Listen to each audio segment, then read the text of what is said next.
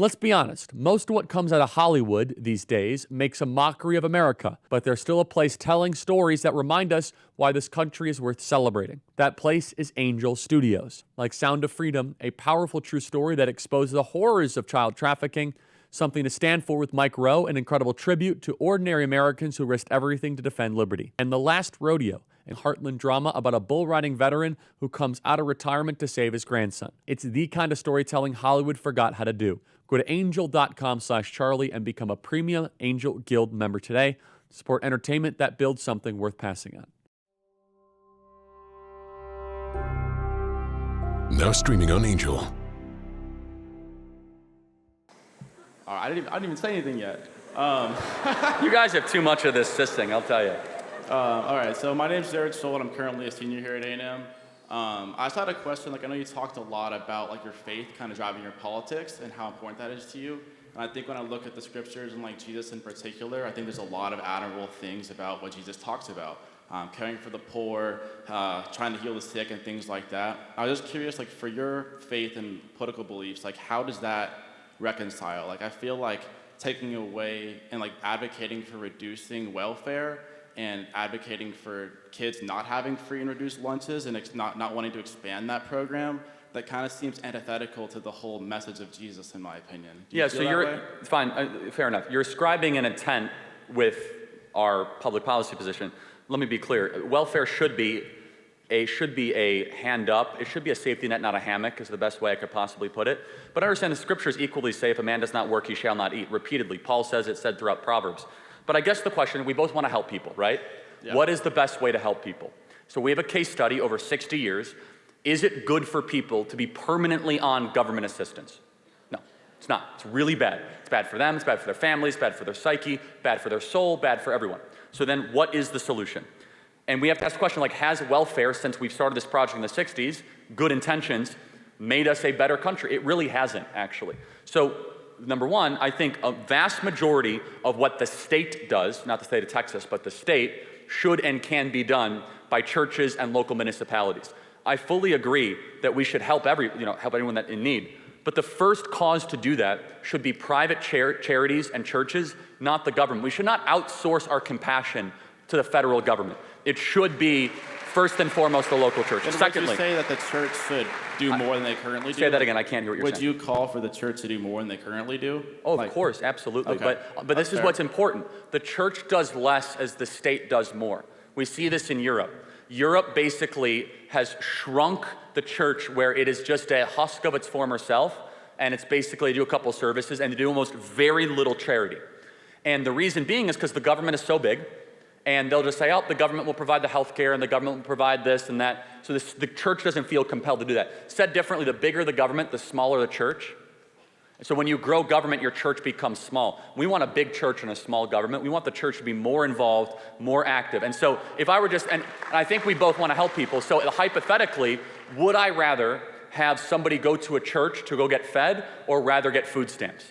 10 out of 10 times to a church. More human connection, they might get saved in the process, it's better for the church, it's better for everybody than just a faceless EBT card that, quite honestly, is nothing more than just a digital transaction. So I think both of us would agree that the churches should do more to help those in need.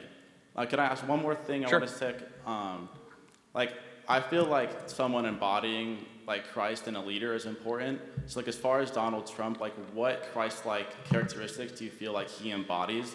I feel like oftentimes he uses hateful rhetoric or the Bible talks about the meek shall inherit the earth. I don't really see a lot of meekness in his character. Do you agree with that, or is there anything? If we're saying that, is Donald Trump humble? No. But and we're honest here, yeah. But I also will say, so I'm going to put this on you for a second. Can you think of anything admirable or Christ-like that he's embodied? I guess you could say he's bold.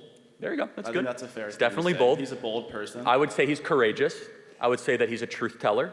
I don't know if I agree with the truth teller part, but he is a bold person. Remember, they get mad at Trump not because of the lies, it's because of the truth that he tells, but they get really, really mad. Remember, we don't have to debate that.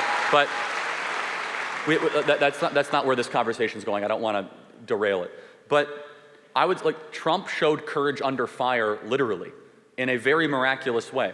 I will say this, though. We all fall short of the glory of God. When we try to elect political leaders, you're not trying to have a church elder board elected. You want to be president of the United States. Are there examples of people in the scriptures that might be a little rough around the edges, that might be, let's just say, a little bit difficult to understand, that were also considered holy or good or faithful? Well, one I would posit to you is a man who made the Hall of Faith in the book of Hebrews, is a guy who also had great hair, Samson. Samson, Donald Trump and Samson, both great hair. Samson was literally in a prostitute's bed when the Spirit of the Lord came upon him and told him to basically go to war for the people of Israel because they were not willing to fight for themselves. Took a jaw of a donkey and go and killed a bunch of Philistines. And what Samson was, he was ready, he was willing, he was able. So look, of course, Donald Trump has faults, I have faults, but I will say this, that to have a president that does things in advancement of our value system, not just says things, I would consider be far better for those of us as Christians than, and I'm going to make some enemies here, than somebody like George W. Bush, who said all the right stuff, but he never spoke at the March for Life, and gave us questionable Supreme Court justices, and gave us, unfortunately, a very reckless foreign war in Iraq that caused a lot of unjust human suffering. So the question is, and it's something to think about, would you rather, let's say it's George W. Bush or Donald Trump? George W. Bush says the right stuff, you know, he's more Christ-like in that presentation way, but how he governed was actually, I would say, oppositional to what I would want to see. I guess I just also put a lot of value on the way that you present things and the way that you make people feel with the words you say, and like speaking, like words, like I think the Bible talks about like speaking life with your words, and I feel like Donald Trump often does not speak life with his words. And I get your point, like it's all about action, like actions speak louder than words. Words matter, but I think actions matter more. Words isn't biblical, which kind of is the, like that doesn't represent what you feel like morality and the way that country should be dictated. Well, let's play that out. So it's actually both. So what did Christ say were the two commandments, the two teachings that of all the cult teachings matter? They were actually action related. Love your neighbor as yourself, and love the Lord your God with their heart, soul, strength, and mind. Those are both action related. And so, do words matter? Of course words matter. But I would argue the Bible actually does have a heavy emphasis on action, on doing good and helping the poor and healing the sick, not just words. Words do matter, I totally agree. But words without action, or words given more preference than action, I actually don't necessarily think is biblical. Okay, I understand that. Thank you, appreciate it. Thanks for your time. Thanks so much.